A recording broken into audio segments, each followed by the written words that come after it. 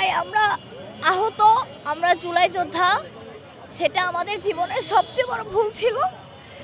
আমরা জুলাই যোদ্ধা, আজকে জুলাই যোদ্ধা বলে আমাদের মাসুদ স্যার যে কিনা শাহবাগের, উনি আমাকে আরমান ভাই এবং হচ্ছে মাসুদ ভাই, আপন ভাই, এদের কয়েকজন প্রতিনিধিকে ডেকে নিয়ে সুন্দর মতো বোঝাচ্ছে সংশোধনের জন্য।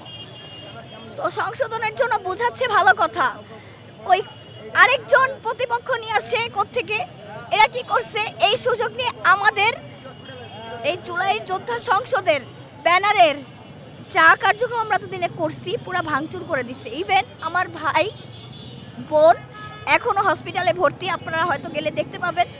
এখন অনেক ভাই আহত যারা কিনা হসপিটালে আছে। আমার প্রশ্ন একটাই, তারা আমাদের বলতেছে আমরা নাকি ভুয়া জুলাই যোদ্ধা। তাহলে একটা ভুয়া জুলাই যোদ্ধার কি কখনো কার্ড হয় বা এমআইএস হয়? আমরা যখন দেখতে চাই তখন তারা দেখাইতে পারে না।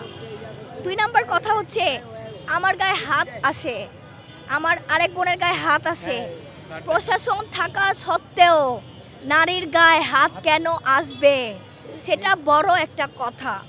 আমি সকল সাংবাদিক ভাইদের কাছে একটা প্রশ্ন তুলে দিতে চাই, যাতে তারা অন্তত এই প্রশাসন থাকা সত্ত্বেও নারীর গায়ে হাতটা কেন আসে এবং আমাদের অন্যায়টা কি, আমাদের অপরাধ কি। আমাদের এই 2 দিনের আমরা যে কার্যক্রম করেছি, এতগুলো মানুষ তাদের এই সময়টা যে দিয়েছে, এই মানুষগুলোর গায়ে যে হাত তুলেছে, আমরা আমাদের স্বৈরাচার অবশ্যই একটু আগে আমরা আমাদের স্বৈরাচার অলরেডি দেখে আসছি। আমাদের অলরেডি বোঝা হয়ে গেছে স্বৈরাচার এখনো দেশ থেকে পালায় নাই, স্বৈরাচার এখনো আছে। তাই আমি বলে দিতে চাই, আপনাদের কাছে ক্ষমা দৃষ্টিতে দেখবেন প্লিজ। আপনারা কেন এখনো এই প্রশিক্ষণ, এই প্রশাসনদের সামনেও নারীদের গায়ে হাত তুলে? ভাই অনেক লজ্জাজনক, অনেক লজ্জাজনক। আমরা সেফ না।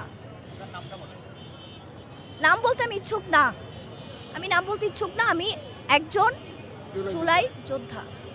ভাই